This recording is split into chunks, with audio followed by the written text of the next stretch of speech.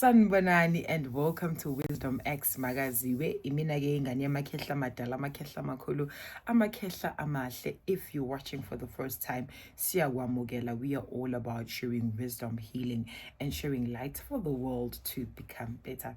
Before May ends, I just want to teach something. And let's start. The goodness of God is a perspective. Ubuhle bakhe uNkulunkulu kuyindlela esibona ngayo, and uyayikhetha le ndlela obona ngayo ubuhle bakhe. Wena okumele ukuthi uyikhethele, wena okumele ukuthi ukwazi ukubona ubuhle bakhe kuko konke ondlula kukona, because of kuko konke asindlulisa kukona, our faith is strengthened. We get a lot of lessons. We are taught a lot of things. And kuko konke esidlula kukona, uNkulunkulu usuke efuna ukukhuluma nathi, because of, trust you me, if your journey was smooth sailing and it didn't have challenges or struggles or problems, you wouldn't have a time to pray and speak to him, because of you will just be living a life full of repetition, full of routines, and it would be a life where you don't grow or change nor evolve. So the goodness of God is a perspective, and it is a perspective that you need to live with. Ngaleyo ndlela ukuthi noma usebunzimeni noma usebumnyameni ukwazi ukubona ubuhle bakhe, ngoba ukwenzele okuhle uyakwenzela okuhle, usazokwenzela okuhle. Awungavumi umoya omubi ukhaqe, awungavumi umoya omubi ukucindezele. Uthi mawudlule ebunzimeni ukhumbule ukuthi umi nawe ngaso sonke isikhathi, ukhumbule futhi ukuthi ithemba alibulali kanti futhi liyaphilisa, ukhumbule futhi ukuthi ubunzima, yes, as we experiencing lo bunzima kuba ngathi it's going to be our whole lives and nothing is going to change. But the more you pray and push and push and push with prayer, trust you me, lo yamnyango uyavuleka. Uyavuleka, and trust you me, you are going to thank yourself later. The goodness of God is a perspective. By perspective, I mean it's a viewpoint ekumele uhlale ukuyona, uhlala uphila ngayo, umuva ngayo kulo mhlabe esiphila kuwona omahlabihlabi owamahla ndenyuka. The goodness of God is a perspective ekumele ukuthi sonke siphile ngayo. Ngisho noma ivunguza, kodwa sibukhumbule ubuhle bakhe,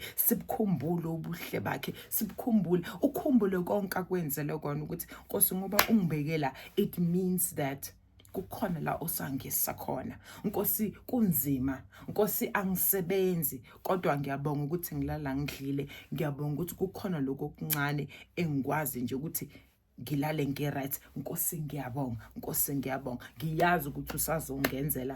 Ngiyacela ukuthi ungangikhohlwa, ungikhumbule njalo. Ngicela amandla, ngicela ubuhlakani, ngikwazi ukubhekana nesimo sempilo yami, ngoba uthi usebunzimeni, ubunzima budinga ukuthi ukhuleke, because of God is going to transform you kulobo bunzima. And maka transforma kulobo bunzima, he's going to give you new thoughts. You can be in trouble, but immediately just after praying, Nkosi, how am I going to solve this? I'm going to make an example about this. Uphelelo umsebenzi. You're just like, you pray about it. Then God gives you an idea, because of, I said to you, you mustn't worry about tomorrow. And I'm teaching you something. Ngikubonisa amandla, ngikubonisa ukuthi stay out of routine, ngikubonisa ukuthi usengaphila even without lento oqabanga ukuthi angeke uzophile ngaphandle kwayo. Amen. Hallelujah, man. So if you stay in this perspective yakhe ukuthi He's always good. He's always coming with the good things. He's always coming at a right time. Mina okwami ukuthandaza nokulinda, because of every time I go through a challenge, I go through a tribulation, I go through a struggle, that is God molding me, shaping me, making me to become this better version of myself. Hallelujah. So the goodness of God is a perspective ekumele ukuthi uphile ngayo, ekumele ukuthi yazi noma usebunzimeni kodwa ukhumbule njalo ukuthi muhle malanga onke, kanti futhi uminami malanga onke. Ungawuvumeli umoya omubi ucindezele, ugcine sokuthi ngikhathele ukulinda, ugcine sokuthi where is God in all of this? Why would God allow me to? Why?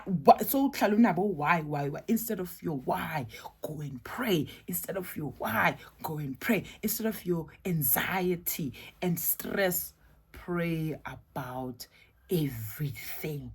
And remember, the goodness of God is a perspective. And if you choose that perspective, you need to live with it. You need to stay with it. You have a responsibility of seeing the goodness of God in your dark tunnel, the goodness of God in your bad situation, staying positive.